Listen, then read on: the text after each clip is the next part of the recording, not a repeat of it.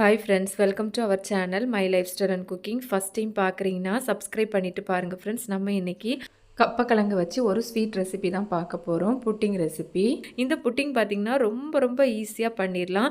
ரொம்பவே சூப்பரான ஒரு டேஸ்ட்டாக இருக்கும். வாயில் வச்சாலே கரைஞ்சிரும், அந்த மாதிரியான ஒரு டேஸ்ட்டில் இருக்கும்.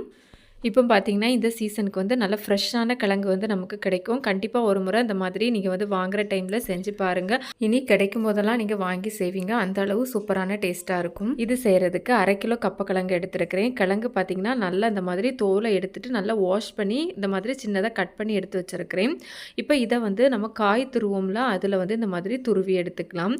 துருவி எடுக்கிறதுக்கு ஈஸியாக தான் இருக்கும். இந்த மாதிரி நம்ம எல்லாத்தையுமே நம்ம வந்து துருவி எடுத்துக்கலாம். இந்த கிழங்கு பார்த்திங்கன்னா கப்பக்கிழங்கு, மரவள்ளி கிழங்கு, கம்பு கிழங்குன்னு ஒவ்வொரு இடத்துலையும் ஒவ்வொரு பேரில் இது வந்து சொல்லுவாங்க.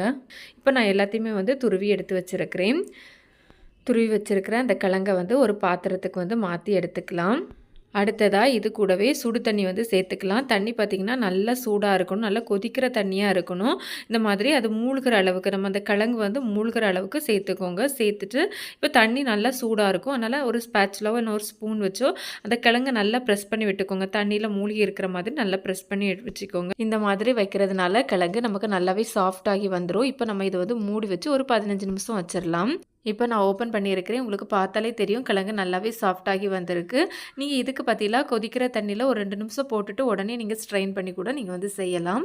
இப்போ இதில் இருக்க தண்ணியை ஃபில்டர் பண்ணிவிட்டு நம்ம வந்து கிழங்கு மட்டும் தனியாக எடுத்துக்கலாம். அதுக்காகட்டி ஒரு அரிப்பு எடுத்துருக்கிறேன். இதில் நம்ம வந்து கொஞ்சம் கொஞ்சமாக கிழங்கை சேர்த்து அந்த தண்ணி இந்த மாதிரி நல்லா புழிஞ்சி எடுத்துகிட்டு கிழங்கை மட்டும் தனியாக நம்ம வந்து எடுத்து வச்சிடலாம். இது போல் நிறைய ரெசிபீஸ், நிறைய ஹெல்த்தியான ரெசிபீஸ் நம்ம சேனலில் இருக்குது. அதோட லிங்க் வந்து எண்ட் ஸ்க்ரீனில் கொடுத்துருக்குறேன். சேனலையும் விசிட் பண்ணி பாருங்கள், கண்டிப்பாக உங்களுக்கு யூஸ்ஃபுல்லாக இருக்கும். இந்த மாதிரி தண்ணியை நல்லா கம்ப்ளீட்டாக வந்து வடிச்சிட்டு நம்ம இதை வந்து தனியாக ஒரு பவுலுக்கு வந்து மாற்றி எடுத்துக்கலாம். நான் இதே போலவே நம்ம இருக்கிற எல்லா கிழங்கையும் நான் அந்த மாதிரி ரெடி பண்ணி எடுத்து வச்சுருக்கிறேன். இப்போ பார்த்திங்கன்னா நம்ம அந்த கிழங்கை ஊற வச்சுருந்தோம்னா அந்த தண்ணி வந்து நமக்கு வேண்டாம். அதில் உள்ள எல்லா கிழங்குமே நம்ம கம்ப்ளீட்டாக வந்து ஃபில்ட்ரு பண்ணி எடுத்தாச்சு.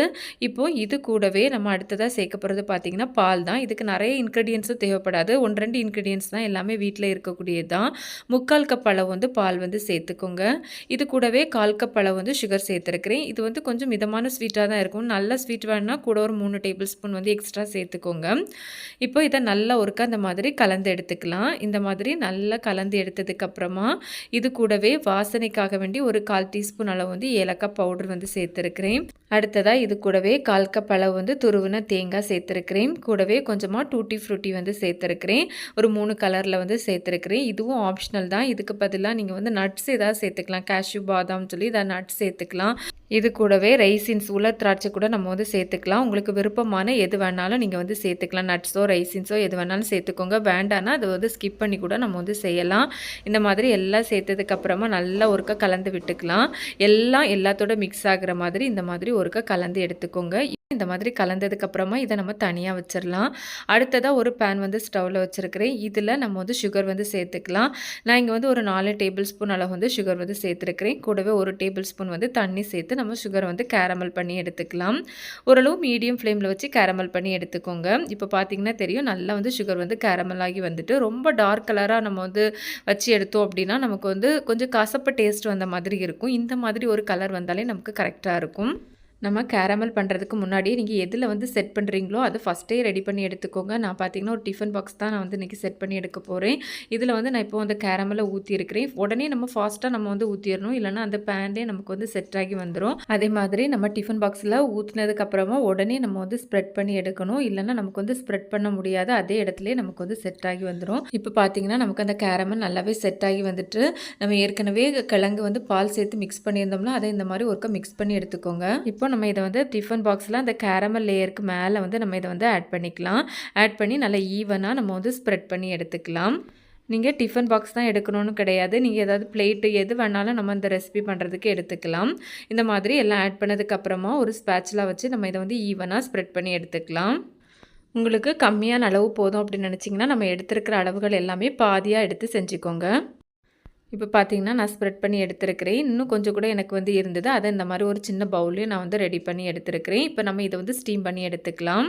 இப்போ இதை ஸ்டீம் பண்ணுறதுக்கு இட்லி பாத்திரத்தில் தண்ணி வச்சுருக்கிறேன். அதுக்கு மேலே ஸ்டாண்ட் வச்சுட்டு நம்ம வந்து ரெடி பண்ணி வச்சுருக்கிற அந்த டிஃபன் பாக்ஸை வந்து வச்சுக்கலாம். டிஃபன் பாக்ஸை கண்டிப்பாக மூடி வச்சுருக்கணும். நீங்கள் எந்த பாத்திரத்தில் எடுக்கிறீங்களோ அதை கண்டிப்பாக மூடி வச்சுட்டு அதுக்கு மேலே ஒரு மூடி வச்சு ஒரு 30 மினிட்ஸ் நம்ம வந்து ஸ்டீம் பண்ணி எடுத்துக்கலாம். இப்போ பார்த்திங்கன்னா எனக்கு ஒரு 35 நிமிஷத்துக்கிட்ட ஆயிடுச்சு. நமக்கு நல்லாவே ரெடியாகி வந்துட்டு வெளியே நான் வந்து எடுத்து வச்சுருக்கிறேன். இப்போ நல்லா ஆறிட்டு நல்லா ஆறுனதுக்கப்புறமா அந்த ஓரங்களை ஸ்பேச்செல்லாம் இல்லை ஒரு கத்தியை வச்சு லைட்டாக எடுத்து விட்டுட்டு இந்த மாதிரி ஒரு பிளேட்டில் கமத்திட்டோம் அப்படின்னா ரொம்ப ஈஸியாக நமக்கு வந்து டீமோல்ட் ஆகி வந்துடும். நீங்கள் இதுக்கு பதிலாக நல்லா ஆறுனதுக்கப்புறமா ஃப்ரிட்ஜில் வச்சுட்டு நீங்கள் வந்து டீமோல்ட் பண்ணி எடுத்தால் கூட ரொம்பவே சூப்பரான டேஸ்ட்டாக இருக்கும். நல்லா ஜில்லுன்னு சாப்பிட்றதுக்கு ரொம்ப நல்லாயிருக்கும். அந்த மாதிரி கூட நீங்கள் வந்து ரெடி பண்ணி எடுத்துக்கலாம். பார்த்தீங்கன்னா தெரியும் எந்த அளவு சூப்பராக நமக்கு வந்து புட்டிங் ரெடியாகி வந்திருக்குதுன்னு. நம்ம ஒரு சின்ன பாத்திரத்தில் வச்சுருந்தோம்ல அதுவுமே நமக்கு ரொம்பவே சூப்பராக ரெடியாகி வந்திருக்கு. இப்போ நான் இதை வந்து கட் பண்ணி காமிச்சிருக்கேன். உங்களுக்கு பார்த்தாலே தெரியும் எந்த அளவு சாஃப்டாக ரொம்பவே சூப்பராக வந்திருக்குதுன்னு. இப்போ இதுலேருந்து ஒரு பீஸ் எடுத்து காமிச்சிருக்கேன். உங்களுக்கு பார்த்தாலே தெரியும் எந்தளவு சாஃப்டாக வந்திருக்குதுன்னு. அந்த கேரமலோடு சேர்த்து சாப்பிடும்போது வேறு லெவல் டேஸ்ட்டாக இருக்கும். கிழங்கு வச்சு இது மாதிரி ஒரு ரெசிபி இதுவரை செஞ்சது இல்லைன்னா கண்டிப்பாக ஒரு முறை செஞ்சு பாருங்கள். செஞ்சு பார்த்துட்டு உங்களுக்கு எப்படி வந்ததுன்னு மறக்காமல் கமெண்ட்ஸ் பண்ணுங்கள். இந்த ரெசிபி வீடியோ உங்களுக்கு பிடிச்சிருந்தால் லைக் பண்ணி ஷேர் பண்ணி சப்ஸ்கிரைப் பண்ணுங்கள் ஃப்ரெண்ட்ஸ். தேங்க்ஸ் ஃபார் வாட்சிங். பாய்.